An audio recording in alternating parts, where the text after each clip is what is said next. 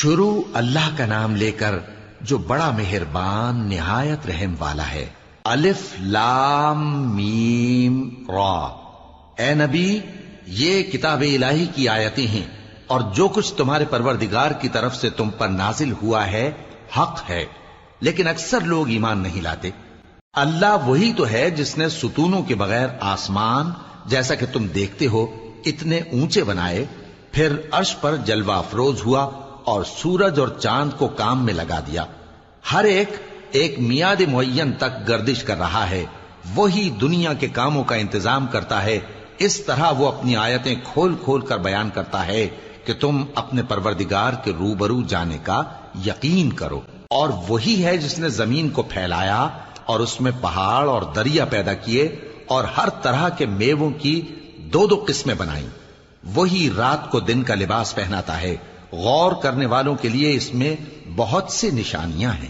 اور زمین میں کئی طرح کے قطعات ہیں ایک دوسرے سے ملے ہوئے، اور انگور کے باغ اور کھیتی اور کھجور کے درخت۔ بعض کی بہت سی شاخیں ہیں اور بعض کی اتنی نہیں ہوتی، باوجود کہ پانی سب کو ایک ہی ملتا ہے۔ اور ہم بعض میووں کو بعض پر لذت میں فضیلت دیتی ہیں، اور اس میں سمجھنے والوں کے لیے بہت سی نشانیاں ہیں۔ اگر تم عجیب بات سننی چاہو تو کافروں کا یہ کہنا عجیب ہے کہ جب ہم مر کر مٹی ہو جائیں گے تو کیا از سر نو پیدا ہوں گے؟ یہی لوگ ہیں جو اپنے پروردگار سے منکر ہوئے ہیں، اور یہی ہیں جن کی گردنوں میں طوق ہوں گے، اور یہی اہل دوزخ ہیں کہ ہمیشہ اس میں جلتے رہیں گے۔ اور یہ لوگ بھلائی سے پہلے تم سے برائی جلدی سے مانگتے ہیں، یعنی طالب عذاب ہیں، حالانکہ ان سے پہلے عذاب واقع ہو چکے ہیں۔ اور تمہارا پروردگار لوگوں کو باوجود ان کی بے انصافیوں کے معاف کرنے والا ہے، اور بے شک تمہارا پروردگار سخت عذاب دینے والا ہے۔ اور کافر لوگ کہتے ہیں کہ اس پیغمبر پر اس کے پروردگار کی طرف سے کوئی نشانی کیوں نازل نہیں ہوئی؟ اے نبی، تم تو صرف خبردار کرنے والے ہو، اور ہر ایک قوم کے لیے رہنما ہوا کرتا ہے۔ اللہ ہی اس بچے سے واقف ہے جو عورت کے پیٹ میں ہوتا ہے، اور وہی پیٹ کے سکڑنے اور بڑھنے سے بھی واقف ہے، اور ہر چیز کا اس کے ہاں ایک اندازہ مقرر ہے۔ وہ چھپی اور ظاہر چیزوں کا جاننے والا ہے، سب سے بزرگ ہے، عالی رتبہ ہے۔ کوئی تم میں سے چپکے سے بات کہے یا پکار کر، یا رات کو کہیں چھپ جائے یا دن کی روشنی میں کھلم کھلا چلے پھرے، اللہ کے نزدیک برابر ہے۔ اس کے آگے اور پیچھے اللہ کے چوکیدار ہیں جو اللہ کے حکم سے اس کی نگرانی کرتے ہیں۔ اللہ اس نعمت کو جو کسی قوم کو حاصل ہے نہیں بدلتا جب تک کہ وہ اپنی حالت کو نہ بدلے، اور جب اللہ کسی قوم کے ساتھ برائی کا ارادہ کرتا ہے تو وہ پھر نہیں سکتی، اور اللہ کے سوا ان کا کوئی مددگار نہیں ہوتا۔ وہی تو ہے جو تم کو ڈرانے اور امید دلانے کے لیے بجلی دکھاتا اور بھاری بھاری بادل پیدا کرتا ہے، اور رعد اور فرشتے سب اس کے خوف سے اس کی تسبیح و تحمید کرتے رہتے ہیں۔ اور وہی بجلیاں بھیجتا ہے، پھر جس پر چاہتا ہے گرا بھی دیتا ہے، جبکہ وہ اللہ کے بارے میں جھگڑتے ہیں، اور وہ بڑی قوت والا ہے۔ کام کا پکارنا تو اسی کا ہے، اور جن کو یہ لوگ اس کے سوا پکارتے ہیں وہ ان کی پکار کو کسی طرح قبول نہیں کرتے، مگر اس شخص کی طرح جو اپنے دونوں ہاتھ پانی کی طرف پھیلا دے تاکہ دور ہی سے اس کے منہ تک آ پہنچے، حالانکہ وہ اس تک کبھی بھی نہیں آ سکتا۔ اور اسی طرح کافروں کی پکار بیکار ہے۔ اور جتنی مخلوقات آسمانوں اور زمین میں ہے، خوشی سے یا ناخوشی سے اللہ کے آگے سجدہ کرتی ہے، اور ان کے سائے بھی صبح و شام سجدے کرتے ہیں۔ ان سے پوچھو کہ آسمانوں اور زمین کا پروردگار کون ہے؟ تم ہی کہہ دو کہ اللہ۔ ان سے کہو کہ کیا تم نے اللہ کو چھوڑ کر ایسے لوگوں کو کارساز بنایا ہے جو خود اپنے نفع و نقصان کا بھی اختیار نہیں رکھتے؟ کہو کیا اندھا اور آنکھوں والا برابر ہیں، یا اندھیرا اور اجالا برابر ہو سکتا ہے؟ بھلا ان لوگوں نے جن کو اللہ کا شریک مقرر کیا ہے، کیا انہوں نے اللہ کسی مخلوقات پیدا کی ہے جس کے سبب ان کے لیے مخلوقات مشتبہ ہو گئی ہے؟ کہہ دو کہ اللہ ہی ہر چیز کا پیدا کرنے والا ہے، اور وہ یکتا ہے، بڑا زبردست ہے۔ اسی نے آسمان سے مے برسایا، پھر اس سے اپنے اپنے اندازے کے مطابق نالے بہہ نکلے، پھر پانی پر پھولا ہوا جھاگ آ گیا، اور جس چیز کو زیور یا کوئی اور سامان بنانے کے لیے آگ میں تپاتے ہیں اس میں بھی ایسا ہی جھاگ ہوتا ہے. اس طرح اللہ حق و باطل کی مثال بیان فرماتا ہے.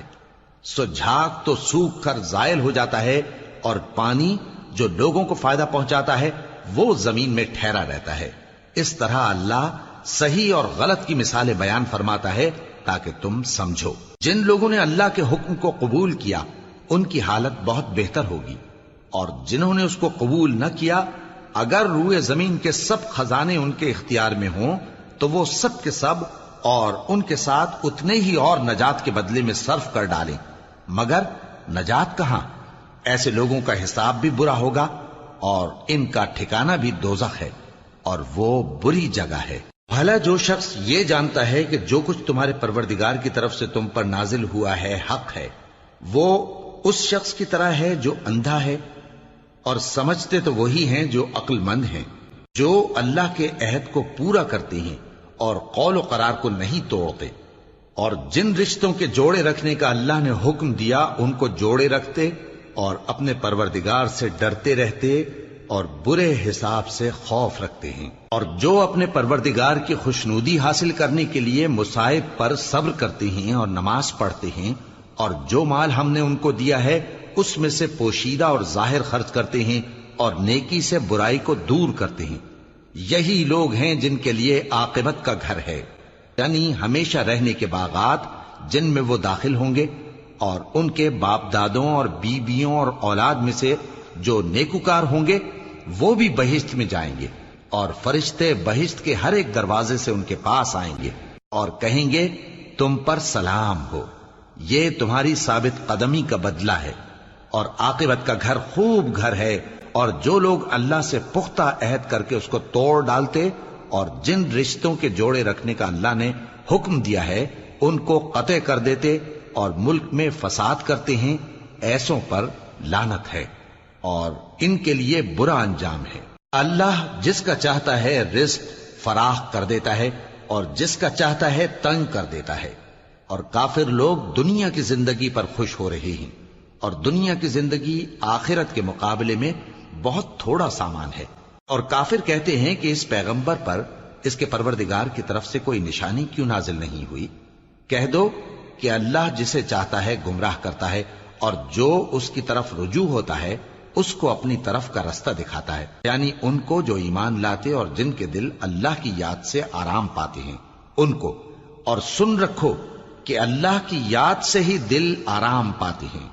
جو لوگ ایمان لائے اور عمل نیک کیے ان کے لیے خوشحالی اور عمدہ ٹھکانہ ہے. جس طرح ہم پہلے پیغمبر بھیجتے رہے ہیں اسی طرح اے نبی ہم نے تم کو اس امت میں جس سے پہلے بہت سی امتیں گزر چکی ہیں بھیجا ہے، تاکہ تم ان کو وہ کتاب جو ہم نے تمہاری طرف بھیجی ہے پڑھ کر سنا دو. اور یہ لوگ رحمان کو نہیں مانتے. کہہ دو وہی تو میرا پروردگار ہے، اس کے سوا کوئی معبود نہیں، میں اسی پر بھروسہ رکھتا ہوں اور اسی کی طرف رجوع کرتا ہوں. اور اگر کوئی قرآن ایسا ہوتا کہ اس کی تاثیر سے پہاڑ چل پڑتے یا زمین پھٹ جاتی یا مردوں سے کلام کر سکتے تو کیا یہ لوگ ایمان لے آتے؟ بات یہ ہے کہ سب باتیں اللہ کے اختیار میں ہیں. تو کیا مومنوں کو اس سے اطمینان نہیں ہوا کہ اگر اللہ چاہتا تو سب لوگوں کو ہدایت کے رستے پر چلا دیتا؟ اور کافروں پر ہمیشہ ان کے اعمال کے بدلے آفت آتی رہے گی یا ان کے مکانات کے قریب نازل ہوتی رہے گی یہاں تک کہ اللہ کا وعدہ آ پہنچے. بے شک اللہ وعدہ خلاف نہیں کرتا. اور تم سے پہلے بھی رسولوں کے ساتھ تمسخر ہوتے رہے ہیں تو میں نے کافروں کو مہلت دی، پھر میں نے ان کو پکڑ لیا. سو دیکھ لو کہ میرا عذاب کیسا رہا. تو کیا وہ جو ہر شخص کے اعمال کا نگراں و نگہبان ہے وہ بتوں کی طرح بے علم و بے خبر ہو سکتا ہے؟ اور ان لوگوں نے اللہ کے شریک مقرر کر رکھے ہیں. ان سے کہو کہ ذرا ان کے نام تو لو. کیا تم اسے ایسی چیزیں بتاتے ہو جو روئے زمین پر ہیں اور اسے معلوم نہیں، یا تم لوگ محض سطحی بات کی تقلید کرتے ہو؟ اصل یہ ہے کہ کافروں کو ان کے فریب خوبصورت معلوم ہوتے ہیں اور وہ ہدایت کے رستے سے روک لیے گئے ہیں. اور جسے اللہ گمراہ رہنے دے اسے کوئی ہدایت کرنے والا نہیں. ان کو دنیا کی زندگی میں بھی عذاب ہے اور آخرت کا عذاب تو بہت ہی سخت ہے. اور ان کو اللہ کے عذاب سے کوئی بھی بچانے والا نہیں۔ جس جنت کا پرہیزگاروں سے وعدہ کیا گیا ہے اس کی شان یہ ہے کہ اس کے نیچے نہریں بہ رہی ہیں، اس کے پھل ہمیشہ باقی رہنے والے ہیں اور اس کے سائے بھی۔ یہ ان لوگوں کا انجام ہے جو متقی ہیں، اور کافروں کا انجام دوزخ ہے۔ اور جن لوگوں کو ہم نے کتاب دی ہے وہ اس کتاب سے جو تم پر نازل ہوئی ہے خوش ہوتی ہیں، اور بعض فرقے اس کی بعض باتیں نہیں بھی مانتے۔ کہہ دو کہ مجھ کو یہی حکم ہوا ہے کہ اللہ ہی کی عبادت کروں اور اس کے ساتھ کسی کو شریک نہ بناؤں۔ میں اسی کی طرف بلاتا ہوں اور اسی کی طرف مجھے لوٹنا ہے۔